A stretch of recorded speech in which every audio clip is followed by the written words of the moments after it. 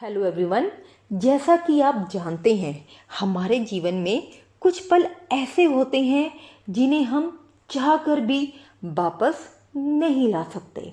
और वह पल है बचपन के पल। बचपन जीवन का सबसे सुनहरा, अनमोल और मासूम पल होता है। बचपन किसी कपोत उड़ान जैसा ही होता है, निर्मल, स्वतंत्र, स्वच्छंद। बचपन में बहुत कुछ देखने की चाहत, छोटी सी इच्छाएं, बड़ी सी भावनाएं होती हैं। और कभी कभी बचपन डरा सा, सहमा सा भी होता है। बचपन की मधुर यादों में माता पिता, भाई बहन, यार दोस्त, स्कूल के दिन, माँ की प्यार भरी फटकार व रुआंसे होने पर माँ के प्यार भरे स्पर्श का विशेष स्थान है। माँ बच्चे के लिए सुनहरी धूप के समान होती है।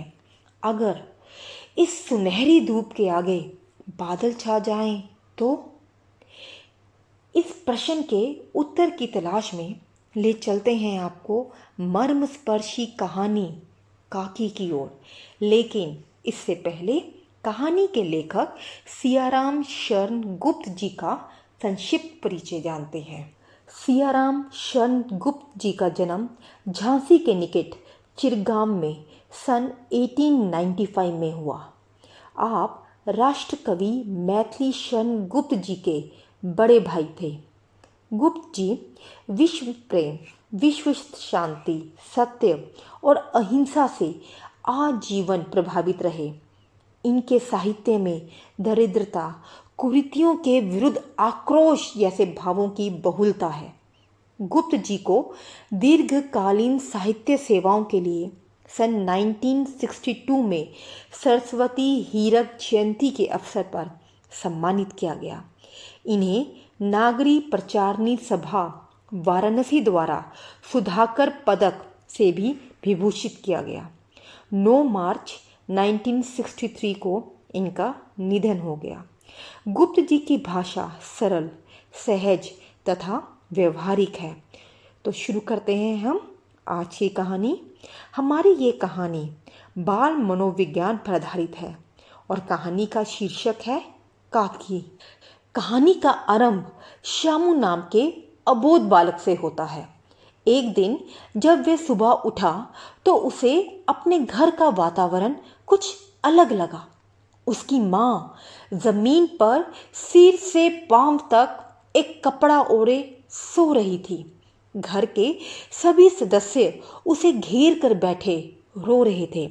उसे अपनी माँ, जिसे वह काकी कहता था, का जमीन पर इस तरह सोना, सदस्यों के करुण विलाप का कारण कुछ समझ न आया। जब लोग उसकी माँ उमा को शमशान ले जाने के लिए उठाने लगे तब उसने बहुत उत्पात मचाया। लोगों के हाथ से छूटकर वह अपनी माँ के ऊपर जा गिरा। माँ के शरीर से लिपटकर रोते हुए कहने लगा, काकी सो रही है, उन्हें इस तरह उठाकर कहाँ लिए जा रहे हो? मैं ना जाने दूंगा। लोग बड़ी कठिनता से उसे हटा पाए। काकी के दाह संस्कार में उसे नहीं जाने दिया। एक दासी उसे घर पर ही संभाले रही। शामू का काकी के बिना रो रो कर बुरा हाल था। उसे हर स्थिति में अपनी माँ चाहिए थी। तब घर के बड़े बूढ़ों ने उसे समझाया कि उसकी काकी उसके मामा के यहाँ गई है। उसने उस समय तो यह बात मान ली, लेकिन एक दिन जीवन का कटु सच उसके सामने आ ही गया। खेल खेल में आसपास के बच्चों ने उसे बता दिया कि उसकी काकी उसके मामा के यहाँ नहीं, ऊपर राम के घर गई है। ऊपर राम के घर? शामू का कोमल हृदय इस आघात को सह ना पाया। अब वह रात दिन अपनी काकी के लिए रोता रहता। काकी के जाने से वह बहुत टूट सा गया। उसके जीवन में एक खालीपन आ गया था। और एक समय ऐसा आया जब उसके आंसू तो रुक गए, लेकिन काकी के जाने का दुख उसके दिल की गहराइयों में कहीं जा बसा था। वह स्वयं को अकेला महसूस करने लगा। वह प्राय अकेला बैठा बैठा शून्य मन से आकाश की ओर ताका करता।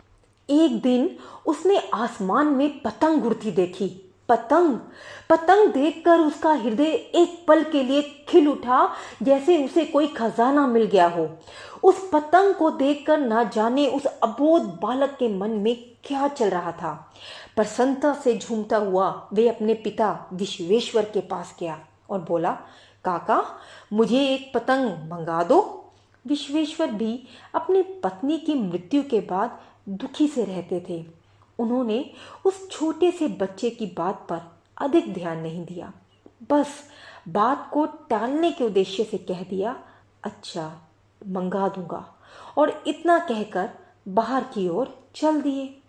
मातृवियोग से पीड़ित श्यामू का मन बड़ी बेचैनी से पतंग की प्रतीक्षा करने लगा, लेकिन प्रतीक्षा की ये घड़ियां उसके लिए बहुत लंबी होती जा रही थी। पतंग पाने के लिए वह उत्कंठित था। ऐसे में उसने एक फैसला लिया, एक ऐसा फैसला जिसकी कभी कल्पना भी नहीं की जा सकती थी। क्या था वह फैसला, और एक साधारण सी पतंग पाने के लिए वह इतना उतावला क्यों हो रहा था? पतंग पाने में क्या वह सफल हुआ या असफल? इन प्रश्नों का उत्तर पाने के लिए अगला वीडियो अवश्य देखें। धन्यवाद।